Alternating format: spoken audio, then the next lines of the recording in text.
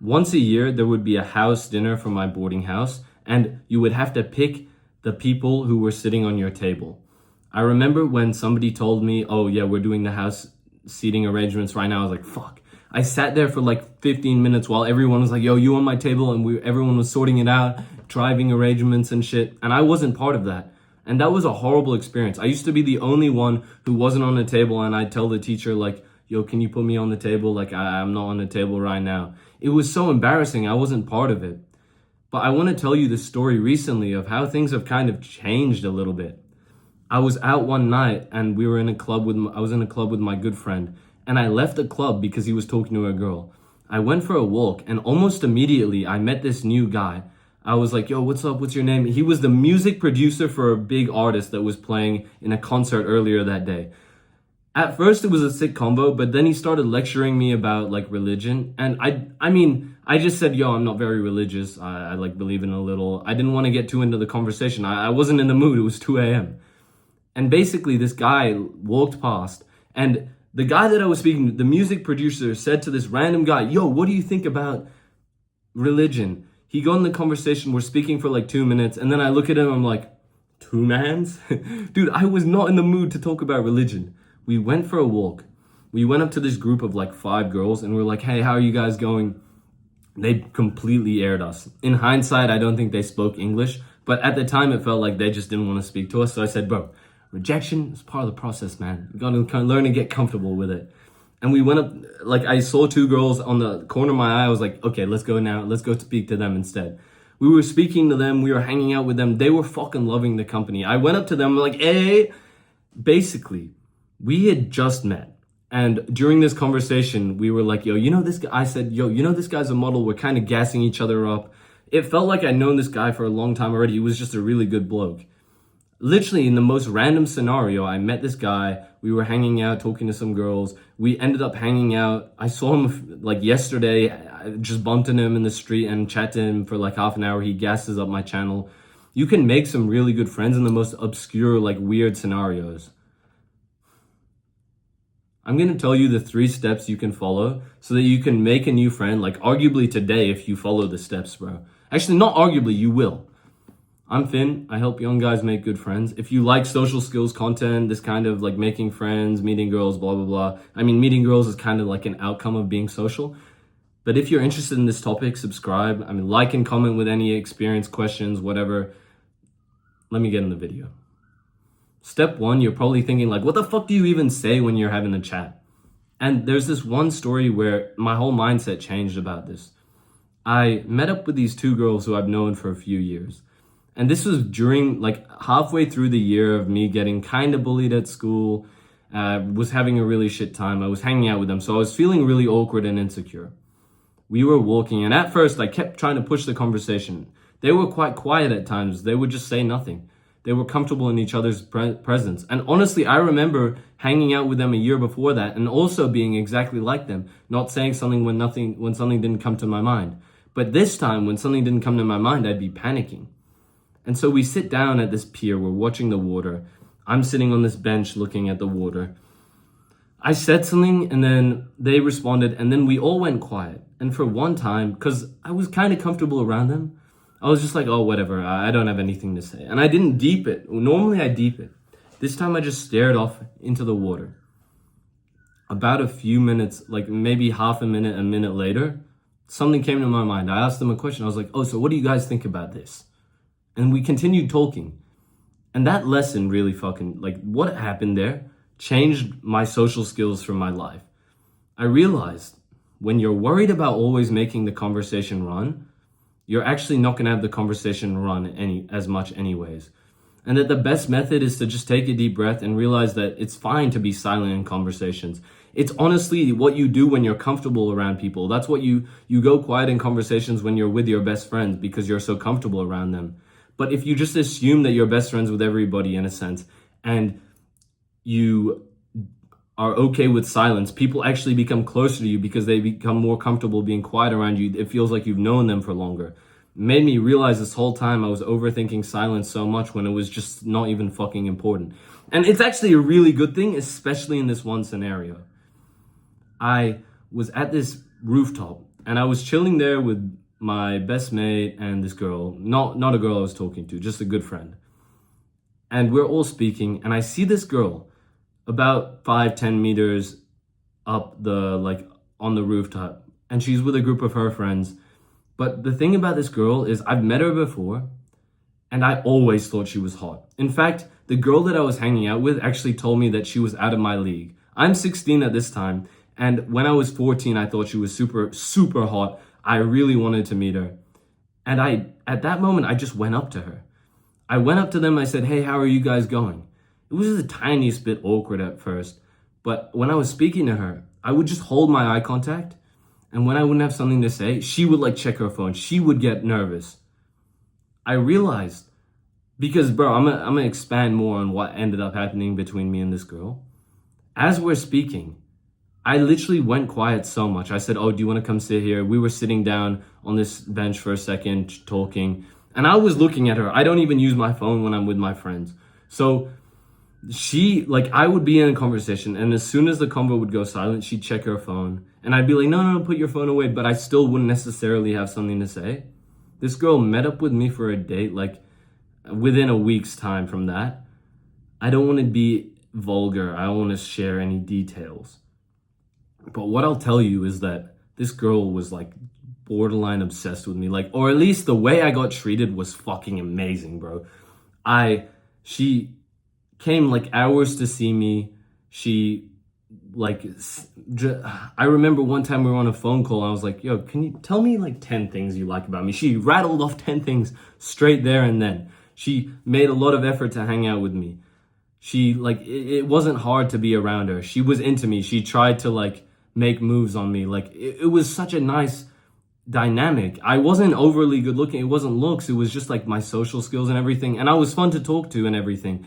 But when I was comfortable being silent, I genuinely think that was the game changer, that I wasn't worried about having something to say. I was okay just sitting there being quiet and then just talking to her when something came to my mind. This girl ended up coming 4 hours to see me one day, and I really enjoyed her company. One more thing, this is like, once you understand that silence is like okay, and you start to be okay going silent in more conversations, I want you to know this. Every weekend at a time, I would be doing something. And I would get to school, and I would have my friends, and I would want to tell them about, oh, I did this.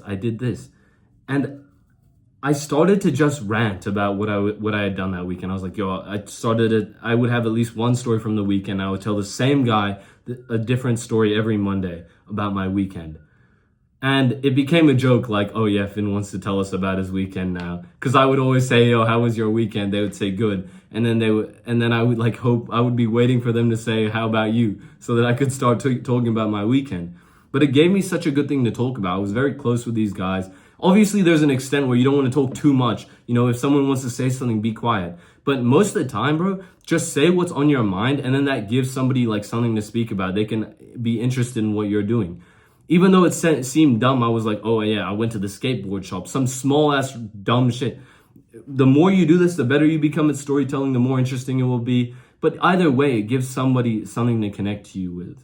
Over. Now, step 2. How are you going to make a new friend? First thing, understand you just need to start speaking about things you're genuinely doing and just abruptly bring it up. Like when you meet up with somebody, hey, how you going? Oh, you want to hear about my weekend, bro? Oh, I want to tell you the story. Let me tell you the story. You just say those kinds of like phrases and then start telling your story, and it goes really well. People want to hear what you're doing.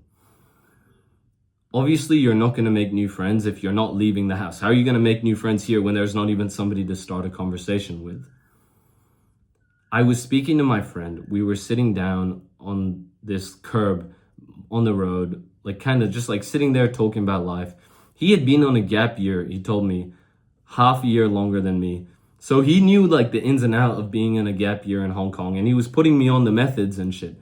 And he said the amount of people he's met from rugby, he is unreal. Like he's telling me a story, oh, we went to this all-you-can-eat with all the boys this Thursday. It seemed so fun. It seemed like he always had something to do.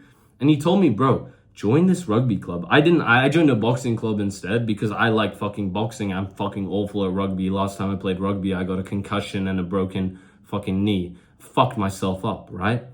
But I realized these sports clubs are so elite. Even at this boxing gym, I'm going to hang out with one of them. It's been like a month or maybe a little longer being there, and I'm super close with two of the guys there. One of them I'm hanging out with, the other one I've already hung out with. You make like these amazing ass friends. But let me tell you, bro, the first time I went to the boxing gym, I remember I was terrified. I'd actually procrastinated it for a week. I was like, what if these guys think I'm not good at boxing? Because I'm not very athletic. I might be like fairly big and I've been going to the gym for a while. But honestly, I was kind of fucking scared, you know, what's this guy gonna think of me? Or are they gonna think I'm shit at boxing? Literally, I'm excited as fuck to go to the gym to see my friends, to have a laugh now. Whereas at the start, with the first day I went, I was like fucking terrified. I was embarrassed. I had nothing to say. Literally gave it like 2 weeks and I started making good friends there. Now the third step, bro, I want to tell you this story. Like obviously, you know, you need to speak to people, but I want to tell you this really important lesson that helps you speak to people. This was the day after my school found out about my social skills YouTube channel. And I kind of struggled here and there socially. It was hard to keep a conversation, but I'd been getting better. And this day in class, I was sitting down and I sat down next to this girl that like we got partnered up. And I remember everybody in the class was turning around watching me, and me and this girl both knew, yeah, like everybody is looking at us right now. Like let's have a conversation, or like let's speak a little or whatever. But everybody in the class, because I had just been on my channel saying, yeah, I'm the social skills guy. I'd been saying I'm that guy, right? I've learned these lessons that have helped me. All this pressure was on me. I still held the conversation, but that was the fucking hardest conversation that I held. I didn't enjoy it. It was stressful. I realized you should just stop putting pressure on yourself to like be super social, because yeah, you should like say, okay, I want to start a few conversations, but you shouldn't put too much pressure for the conversations to actually be good. You should just worry, oh yeah, I spoke to them. Oh, I was in the mood to speak to them. You shouldn't have this like obsessive mindset. I need to speak to every person. Never have that mindset.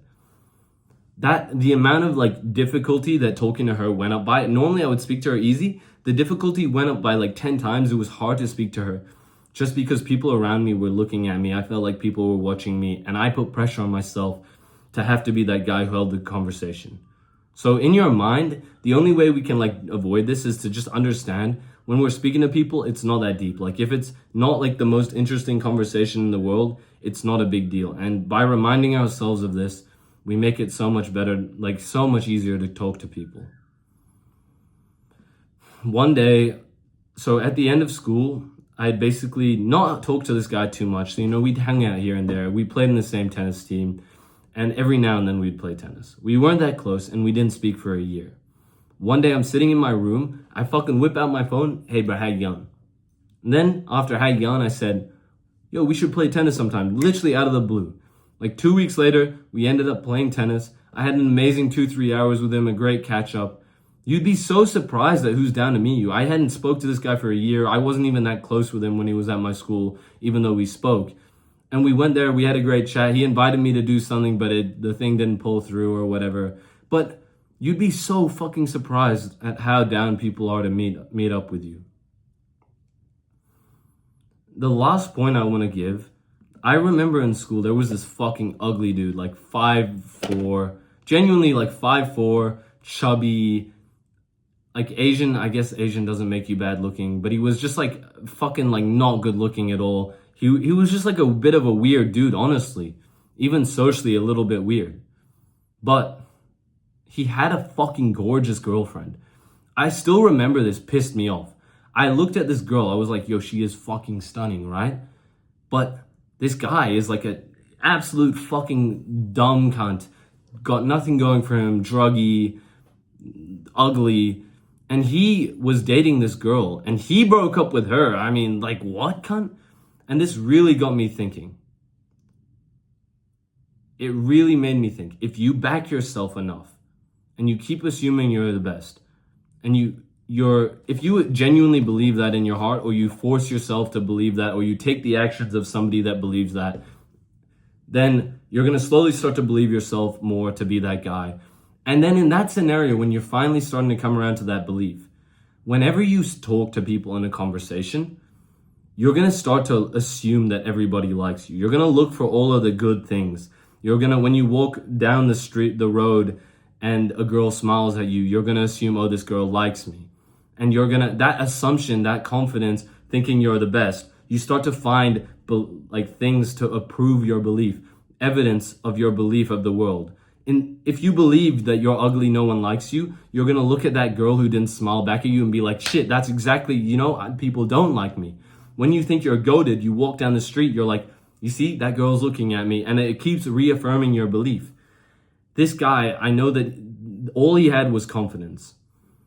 All that he had was he genuinely believed he was good. And then when he went to speak to her, he was probably the only guy who assumed he was good enough. And he went to go have a conversation. Obviously, there's real world factors, like he was probably the only guy who had approached her in a while, or maybe like she ended up falling for her, or maybe she likes Asian guys, or whatever the fucking factor is, right?